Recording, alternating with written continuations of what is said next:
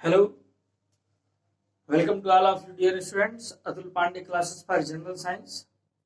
Students, आज हम लोग रेजिस्टेंस के बारे में पढ़ते हैं कि रेजिस्टेंस क्या होता है, कैसे किसी कंडक्टर या नॉन कंडक्टर मटेरियल्स में रेजिस्टेंस ऑफर किया जाता है, रेजिस्टेंस के लिए फार्मूला क्या है, उसकी यूनिट्स क्या है, और रेजिस्टेंस के आधार पे सब्सटेंस को कैसे क्लासिफाई किया गया है। ऐसी चीजों ऐसी क्लासों को आज हम लोग समझते हैं। तो चलिए स्टार्ट करते हैं, देखते हैं कि रेजिस्टेंस किसे कहते हैं। रेजिस्टेंस की हिंदी मीनिंग होती है प्रतिरोध। रेजिस्टेंस किसी कंडक्टर की ऐसी प्रॉपर्टी होती है जिसमें वह इलेक्ट्रिक करंट या चार्ज फ्लो का अपोज करती है।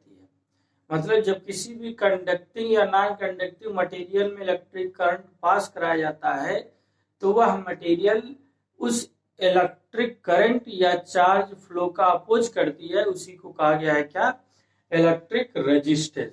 तो देखिएगा क्या है इलेक्ट्रिकल रेजिस्टेंस।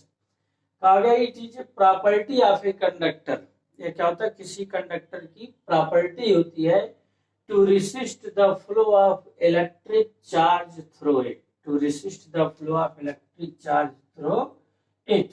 ठीक है, इसे बोलते हैं क्या, इलेक्ट्रिकल रेजिस्टेंस। अब क्यों इलेक्ट्रिकल रेजिस्टेंस होता है किसी कंडक्टिंग या फिर नॉन कंडक्टिंग मटेरियल में, तो इसको देखिएगा क्या कहा जा रहा है।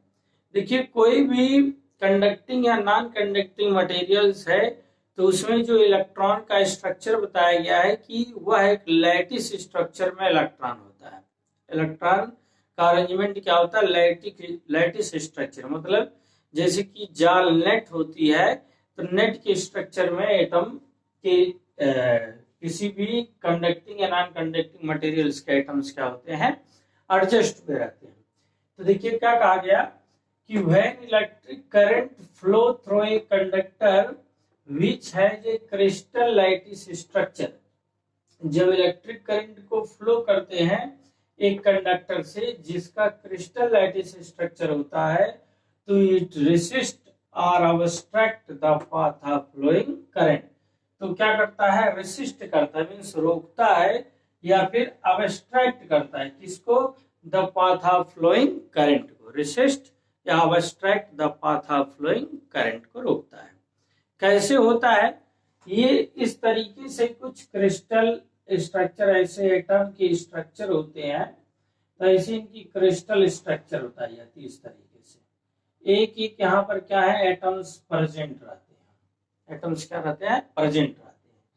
कहा गया है कि when a potential difference PD, when PD is applied means potential difference is applied across the two ends of conductor. Conductor के दोनों एंड्स के क्रॉस पोटेंशियल डिफरेंस को अप्लाइड करते हैं तो electrons start drifting towards the positive terminal of the cell. तो जो electrons होते हैं वो सेल के, बैटरी के पॉजिटिव टर्मिनल्स की तरफ क्या कर जाते हैं, ड्रिफ्ट करते हैं। तो यही कहा गया कि electrons start drifting towards the positive terminal of the cell while moving. और जब वो मूव करते हैं, while moving they collide with atoms of crystal lattice of the metallic conductor. और जब इलेक्ट्रॉन मूव करते हैं तो क्रिस्टल लैटिस के जो एटम होते हैं इनसे क्या करते हैं, कोलाइड करते हैं। क्रिस्टल लैटिस के जो एटम्स प्रेजेंट होते हैं क्रिस्टल लैटिस में, उनसे इलेक्ट्रॉन क्या कर जाते हैं, कोलाइड कर जाते हैं। और इलेक्ट्रॉन कोलाइड कर जाने के कारण collision slow down the speed of electrons. तो उनका कोलिजन क्या होता है, वह इलेक्ट्रॉन्स के स्पीड को स्लो डाउन करता है। मतलब जो टकरा जाते हैं तो इलेक्ट्रॉन की स्पीड क्या हो जाती है, स्लो डाउन हो जाती है and oppose the flow of electrons. और क्या करता है, oppose the flow of electron means flow of electron means speed of electrons को क्या कर देता है, स्लो कर देता है। और यही रीजन क्या हो जाता है कि कंडक्टिंग या फिर नॉन कंडक्टिंग मटेरियल्स में इलेक्ट्रॉन का मोशन स्लो हो जाता है। इसी प्रॉपर्टी को क्या कहा जाता है, रेजिस्टेंस कहा जाता है। ठीक, क्लियर आई बात में। तो ये एक्सप्लेनेशन है कि रेजिस्टेंस कैसे किया जाता है। ठीक है, रेजिस्टेंस कैसे होता है ये चीज आपको बताया जाता है। क्लियर। अब देखिए आगे बढ़ते हैं। अकॉर्डिंग टू ओम्स लॉ के अनुसार रेजिस्टेंस की वैल्यू जो बताई गई थी ओम्स लॉ में, तो इस चीज को नोट कर लीजिएगा। According to Ohm's law resistance equal to क्या बताया गया था, R equal to V upon I. ठीक है, according to Ohm's law, according to Ohm's law R equal to क्या हो गया, V upon I. According to Ohm's law क्या हो जाता है, resistance equal to V upon I, potential difference upon electric current के हो जाता है। ये रेजिस्टेंस का फार्मूला हो जाता है। ठीक है, रेजिस्टेंस इक्वल टू क्या हो गया, वी अपॉन आई के हो गया। यहां से यदि इसकी एसआई यूनिट की बात करते हैं, रेजिस्टेंस की क्या होती है, एसआई यूनिट, या फिर यहां से इसको डिफाइन कर दीजिए कि रेजिस्टेंस क्या होता है। रेजिस्टेंस यहां से डिफाइन हो गया, the ratio of potential difference to the flow of electric current across the ends of conductor is called resistance। यहां से मैथमेटिकली कहा जाता है डिफाइन मैथमेटिकली रेजिस्टेंस। तो मैथमेटिकली रेजिस्टेंस को क्या डिफाइन करेंगे, ratio of potential difference to flow of electric current, ratio of potential difference to flow of electric current across the ends of conductor, across the ends of conductor is called resistance, across the ends of conductor is called resistance कहलाता है। Clear, एक minute.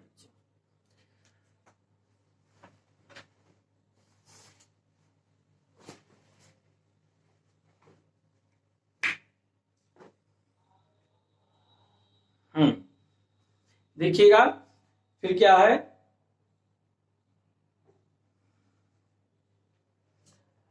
तो यहां से resistance define हो गया। फिर इसके एसआई यूनिट की बात कर लेते हैं कि एसआई यूनिट ऑफ रेजिस्टेंस क्या है। एसआई यूनिट ऑफ रेजिस्टेंस, तो रेजिस्टेंस के SI unit V means potential difference, और पोटेंशियल डिफरेंस की यूनिट क्या हो जाती है, volt.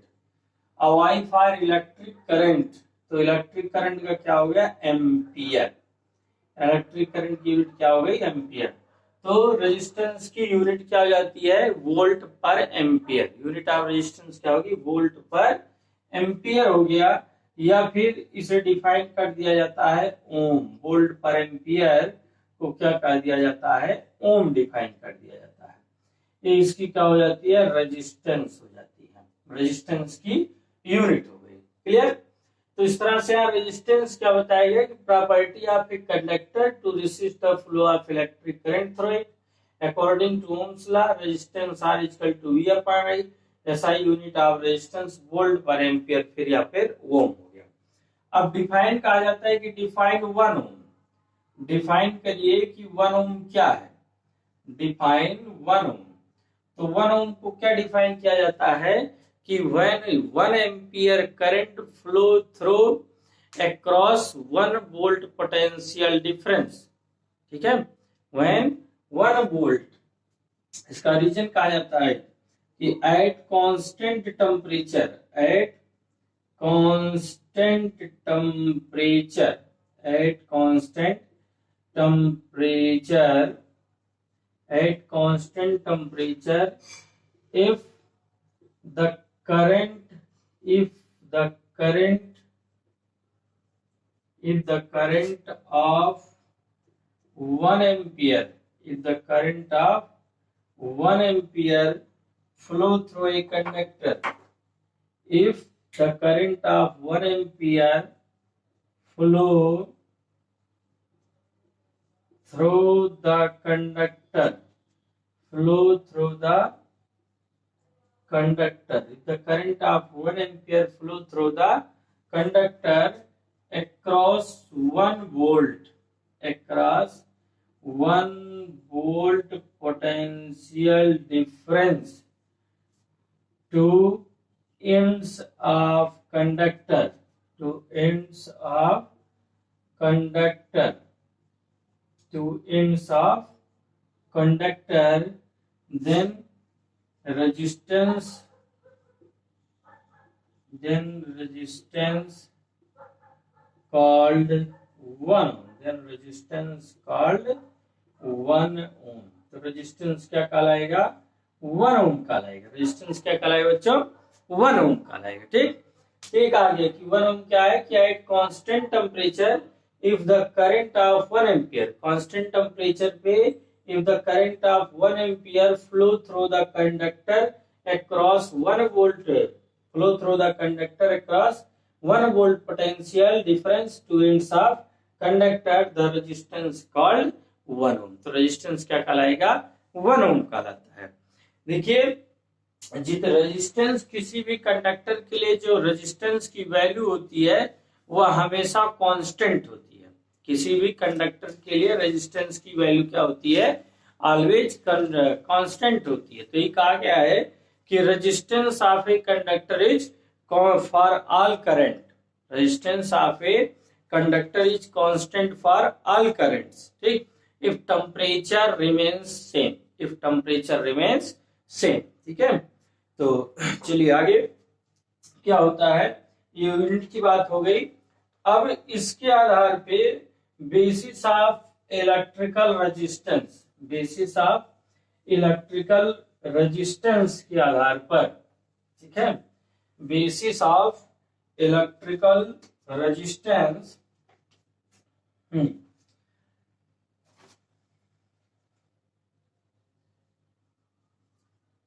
basis of electrical resistance, basis of electrical resistance, substance can be divided, substance can be divided into the following categories, into the following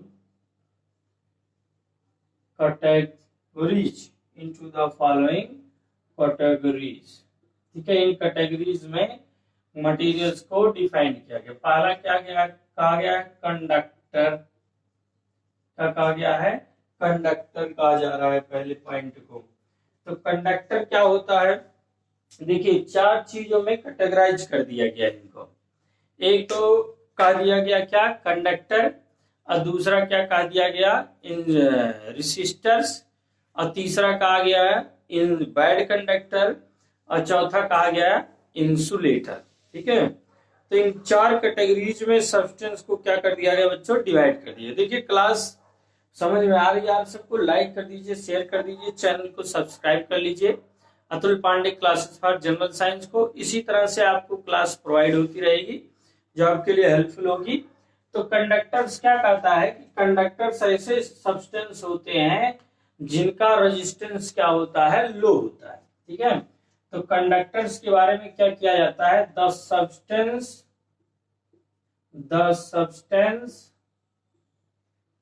which offer low resistance, which offer low resistance, ऐसे substance जिनका resistance क्या होता है? लो होता है। Substance which offer low resistance, ऐसे substance जिनका resistance क्या होता है? लो होता है, क्या कहलाते हैं? कंडक्टर्स कहलाते हैं। क्या कहलाते हैं? कंडक्टर कहलाते हैं। रेजिस्टेंस लो होने के कारण electric current are easily flow, resistance low होता है तो इलेक्ट्रिक करंट क्या करता है? उसमें आसानी से इजिली फ्लो कर जाता है।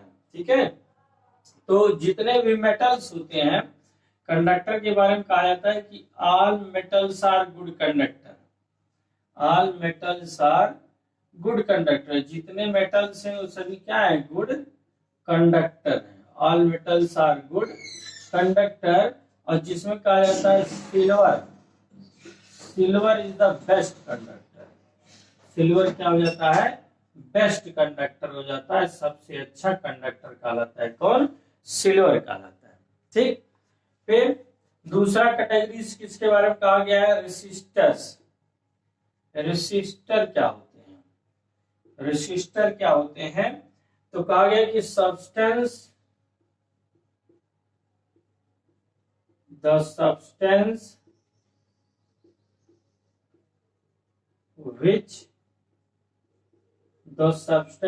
which offer high resistance, which offer high resistance as compared to the conductor, as compared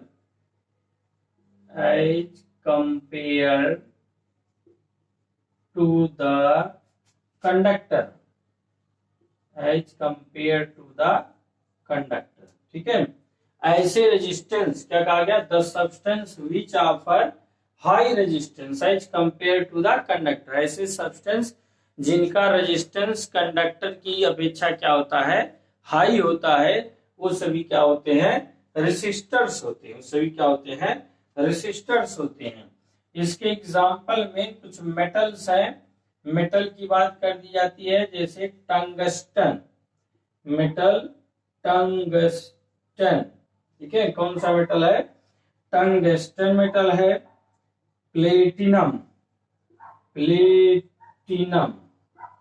platinum, ऐसे कुछ मेटल्स हैं जिनका रेजिस्टेंस क्या होता है, कंडक्टर की रेजिस्टेंस की से अपेक्षा क्या होती है, हाई होती है।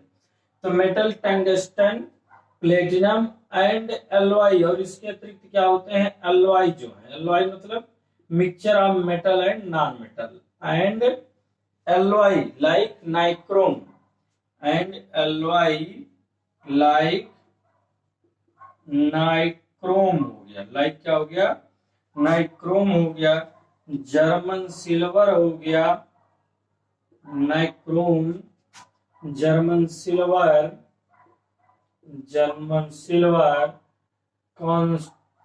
कांस्टेंट, ठीक है, मैग्नीनिन, ऐसे क्या होते हैं आपके रेसिस्टर्स कहलाते हैं, क्या कहलाते हैं, रेसिस्टर। तो ये कहा गया कि basis of electrical resistance substance can be divide into the following categories.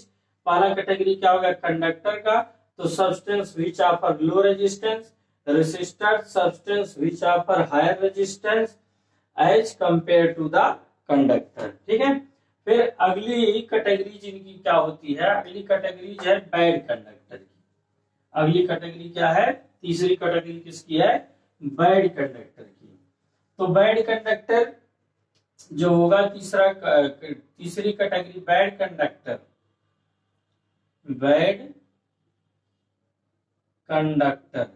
तो बैड कंडक्टर का भी रेजिस्टेंस क्या होता है, हाई होता है। सब्सटेंस विच ऑफर, लिखिएगा इसमें बैड कंडक्टर में substance, the substance which offer a resistance higher than resistors, substance which offer a resistance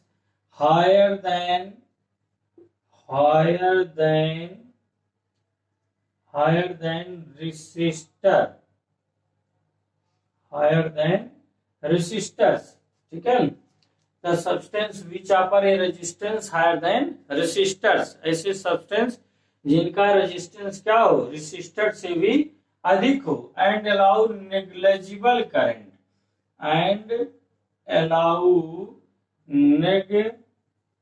negligible current, जिसमें क्या होता है, करंट बिल्कुल भी पास होने की संभावना नहीं होती, and allow negligible current to flow through it,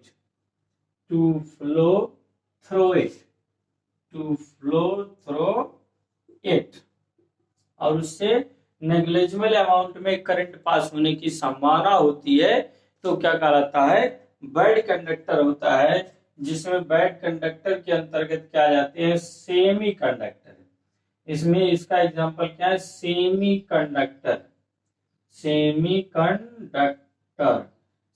conductor means क्या हो गए, जैसे हो गया सिलिकॉन, हो गया जर्मेनियम, हो गया एटसेट्रा, ये जो सेमीकंडक्टर होते हैं, इनको क्या बोला जाता है? बैड कंडक्टर बोला जाता है। Substance which offer a resistance higher than resistors and allow negligible current to flow through it.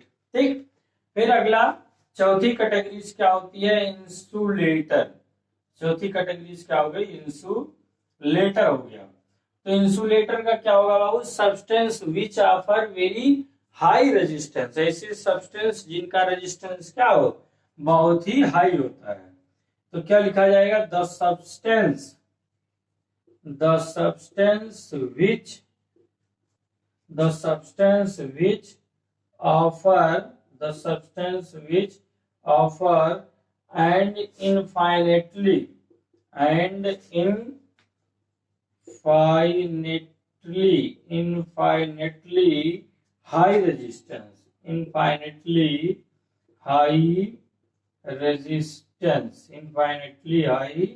resistance, are called, ठीक है, और called insulator, are called क्या करेंगे वो? इंसुलेटर, जिसके अंतर्गत जितने भी नॉन मेटल्स हैं वो सब क्या है? इंसुलेटर होते हैं। मीन्स बात कर दी जाती है किसकी? रबड़ की। क्या हो जाता है? रबर हो जाता है। ठीक है, ग्लास हो जाता है, रबर है, ग्लास है, डायमंड है, रबर, ग्लास, डायमंड एटसेट्रा क्या होते हैं? इंसुलेटर्स होते हैं। ठीक, तो ये on the basis of electrical resistance के बेस के आधार पे क्या बता दिए गए? सब्सटेंस की कैटेगरीज बता दी गई। ठीक है, अब देखते हैं कि इलेक्ट्रिकल रेजिस्टेंस जो होता है उन सलाह के आधार पे इलेक्ट्रिकल रेजिस्टेंस किस पे डिपेंड करता है। ठीक है, इलेक्ट्रिकल रेजिस्टेंस किस पे डिपेंड करता है? तो देखिएगा, देखिए बहुत इंपॉर्टेंट क्लास, लास्ट तक क्लास को देखने का प्रयास करिए। निश्चित ही आपको इससे कुछ ना कुछ क्वेश्चंस आपके मिलेंगे आपके एग्जाम में। चलिए देखिए, अभी पढ़ा गया था कि ओम्स लॉ के अनुसार क्या मिला? R is equal to V upon I। Means that ये हुआ कि R is directly proportional V, और दूसरा मिल गया क्या बाबू? R is inversely proportional I। ये हो गया। तो वी नो दैट, हम सभी जानते हैं कि डायरेक्ट प्रोपोर्शन में यदि एक वैल्यू बढ़ती है तो दूसरी वैल्यू भी बढ़ेगी, और इनवर्स प्रोपोर्शन में यदि एक वैल्यू घटती है तो दूसरी वैल्यू भी क्या होगी? बढ़ेगी, तो दूसरी वैल्यू बढ़ेगी। तो यहाँ कहा गया कि यदि R is directly proportional V है, मीन्स यदि पोटेंशियल डिफरेंस को इंक्रीज किया जाए, इलेक्ट्रोस्टैटिक पोटेंशियल को यदि हम लोग क्या करेंगे? इंक्रीज करेंगे, तो रेजिस्टेंस आल्सो भी इंक्रीज। मीन्स यदि potential difference across a conductor gets double, then their resistance also भी डबल। यदि किसी कंडक्टर के अक्रॉस पोटेंशियल डिफरेंस को डबल करेंगे तो रेजिस्टेंस आल्सो भी गेट्स डबल हो जाएगा। ये चीज है कि यदि किसी भी कंडक्टर का रेजिस्टेंस डबल करेंगे तो उसका पोटेंशियल डिफरेंस भी क्या हो जाएगा? डबल हो जाएगा। मीन्स यदि, अब दूसरी तरह से यदि पोटेंशियल डिफरेंस को हाफ करेंगे तो resistance also will gets half हो जाएगा। चलिए इस पे आ गए कि इनवर्सली प्रोपोर्शनल है रेजिस्टेंस, तो मींस दैट करंट की वैल्यू यदि इंक्रीज होगी तो रेजिस्टेंस की वैल्यू डिक्रीज। मींस यदि करंट को ट्वाइस कर दिया जाएगा तो रेजिस्टेंट गेट्स हाफ, करंट को ट्वाइस कर दिया जाए तो resistance gets half. Means R is directly proportional 1/2I यदि हो गया, तो यहाँ पर R डैश इज 1/2I, तो R डैश इक्वल टू क्या हो गया? 1/2, ठीक, और 1/R इक्वल टू R हो गया। मतलब न्यू रेजिस्टेंस क्या हो जाएगा? ओरिजिनल रेजिस्टेंस का हाफ हो जाएगा। कब? यदि फ्लो ऑफ इलेक्ट्रिक करंट को ट्वाइस कर दिया जाए, कंडक्टर के cross flow of electric current twice कर दिया जाए तो रेजिस्टेंस गेट्स हाफ हो जाएगा। मतलब करंट और तेजी से क्या करेगा? फ्लो करेगा। लेकिन यही चीज जब फ्लो ऑफ इलेक्ट्रिक करंट को हाफ कर दिया जाए, फ्लो ऑफ इलेक्ट्रिक करंट को क्या कर दिया जाए? हाफ कर दिया जाए को, तो यहाँ रेजिस्टेंस इक्वल टू क्या हो जाएगा? 2/I के हो गया। और 1/i means r dash equal to किसके हो जाएगा बाबू, 2r के हो गया। r डैश की वैल्यू किसके हो जाएगी, 2r की हो जाएगी न्यू रेजिस्टेंस की वैल्यू। तो इस तरीके से according to Ohm's law resistance जो होता है पोटेंशियल डिफरेंस के डायरेक्टली प्रोपोर्शनल और इलेक्ट्रिक करंट के इनवर्सली प्रोपोर्शनल होता है। तो बच्चों आज की क्लास यही थी, आपको रेजिस्टेंस के बारे में बताया गया। क्लास कैसे लगी निश्चित ही कमेंट बॉक्स में कमेंट करिएगा। ठीक, क्लास को लाइक शेयर, चैनल को सब्सक्राइब कर लीजिए यदि अभी तक चैनल को सब्सक्राइब न किए हो। चलिए फिर आपको एक नए टॉपिक एक नई क्लास के साथ हम मिलेंगे। धन्यवाद, आप हमारे साथ जुड़े रहिए। Atul Pandey classes for general science में आप सभी का स्वागत है।